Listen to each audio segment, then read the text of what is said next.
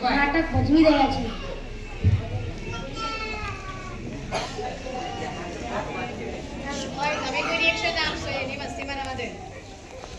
પોલીસો આપણા શહેરની અને ગામની વ્યવસ્થા અને શાંતિ જાળવી રાખે છે. જો પોલીસો હોય છે તો માર્ગ ઉપર અકસ્માત નથી થતા, પણ પોલીસ જ ના હોય તો માર્ગ ઉપર અકસ્માત કેટલા બધા થાય. પોલીસને આપણે મદદ કેવી રીતના કરી શકીએ?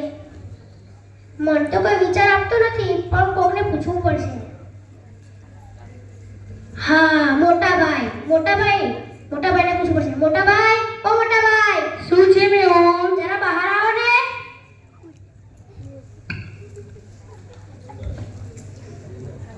આમાં મને સમજ પડતી નથી. શેમાં? અહીં એમ લખ્યું છે કે આપણે પોલીસને મદદ કરવી જોઈએ, પણ કેવી રીતના? એ પોલીસને જોવાથી છે ને. હા, ક્યાં? જ્યારે હું શાળાએ આવતો હોઉં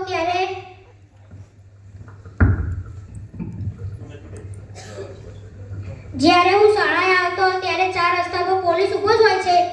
તે ત્યાં શું કરે છે તને ખબર છે? હા, શું કરે છે? તે આખો દિવસ તે હાથ હલાવીને કસરત કરતો હોય છે. અરે ગાંડા, તે કસરત નથી કરતો. ત્યારે શું કરે છે? તેમનો હાથ જે દિશામાં સ્થિર હોય તે દિશાના વાહનો આદેશનું રાહ જોવે છે, અને જે દિશાનો હાથ આમ હોય તે દિશાના વાહનો અવરજવર કરે છે. મોટાભાઈ, તે એવું ન કરે તો ન ચાલે? ના, એવું ન કરે તો ન ચાલે. મોટાભાઈ, પોલીસો આખો દિવસ હાથ ઊંચા નીચા કરે તેને થાક લાગે? થાક તો લાગે જ ને. તે માટે તો સરકારે અત્યારે નવી સિસ્ટમ ગોઠવી છે, લાલ, પીળી અને લીલી લાઈટ. મોટાભાઈ, પોલીસ મારા જેવા નાના બાળકને પકડી જાય ખરો? હા.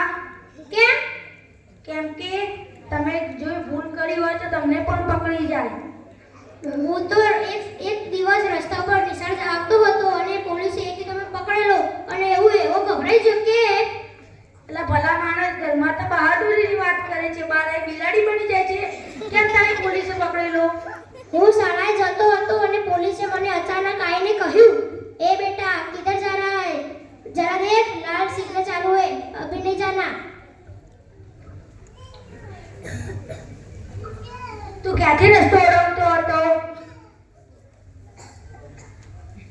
રસ્તા ઓળંગતા તું ઝેબ્રા ક્રોસિંગ પાસેથી ઓળંગતો હતો કે બીજે ક્યાંથી?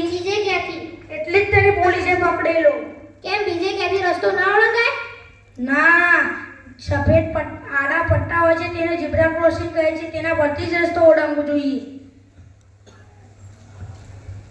મેહુલ મોટાભાઈ પાસેથી શું શીખે છે? રસ્તો ઓળંગવાનો. રસ્તો ક્યાંથી ઓળંગાય? ક્રોસિંગ પાસેથી. હું તેના પરથી જ રસ્તો ઓળંગતો, છતાંય મને પોલીસે પકડ્યો. કેમ? પોલીસ લાલ ગુમ આંખો કરીને કહે, ए बच्चा किधर जा रहा है, जरा सामने देख, लाल बत्ती चालू है, जब लीली बत्ती हो तभी उठ जाना, वरना ये राक्षसी वाहन तेरा कच्चुम्बर बना देंगे. પછી તને પોલીસે શું કહ્યું? पुलिस कहे, तू इधर से मत जा, वरना ये वाहन तेरा तुझे उजाड़ देंगे. ગૌરવ, તે પોલીસને આંગે પૂછેલું? તમે મારા સ્વભાવ ક્યાં નથી જાણતા? વર્ગમાં પણ આ બંદો પ્રશ્ન પૂછવા માટે પંકાયેલો જ છે.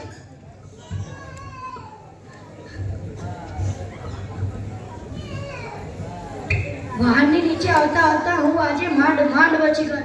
કેવી રીતના? રસ્તા પર ટ્રાફિક ખૂબ હતો, ઉપરી વાહનો આવે જ જતા હતા. હું ક્યાં સુધી ઊભો રહ્યો, પણ વાહનો બંધ જ ન થયા. પછી મેં દોડીને રસ્તો વળવાનો નિર્ણય કર્યો અને મેં દોડ લગાવી, અને એવામાં એક પૂરપાટ કાર આવી. જો ડ્રાઈવરે બ્રેક ન મારી હોત તો. જોયું મેહુલ, હમણાં હું તને આ જ સમજાવતો હતો. હા મોટાભાઈ, સારું કહ્યું તમે કહ્યું મને. મોટાભાઈ, આપણે ચાર રસ્તા સિવાય વચ્ચેથી રસ્તો ઓળંગવો હોય તો પણ દોડાદોડી ન કરવી, શાંતિથી રસ્તો ઓળંગવો. મોટાભાઈ, ધારો કે આપણે વચ્ચે પહોંચ્યા પછી કોઈ વાહન આવતું જણાય તો શું કરવું? તો પણ દોડાદોડી ન કરવી, શાંતિથી વાહન પસાર થઈ જાય ત્યારે જ રસ્તો ઓળંગવો. તમે કઈ પ્રવીણ જાણ્યું? શું? આપણા સ્કૂલમાં એક વિદ્યાર્થીને અકસ્માત થયો. કેવી રીતે? તે હતી. દોડામ-દોડ કરીને શાળાએ આવતો હતો. સામેથી ફૂટપાથ સ્પીડમાં કાર આવતી હતી અને ડ્રાઈવરને છોકરો ન દેખાયો અને છોકરાને કાર ન દેખાઈ. તેથી થયો અકસ્માત. તેને હોસ્પિટલ લઈ ગયા. અકસ્માત કઈ જગ્યાએ થયો? ગણેશભાઈના ગલ્લા પાસે.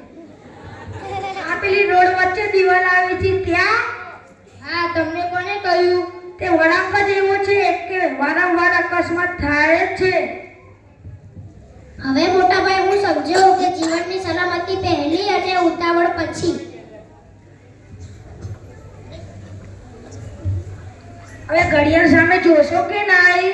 અરે બાપરે, શાળાનો ટાઈમ થઈ ગયો. ચલો ભાગો ભાગો. હવે દોડવામાં અકસ્માત થઈ જશે. એના કરતા શાંતિથી જ નિશાળ જજો. સારું મોટાભાઈ. સલામતી પહેલી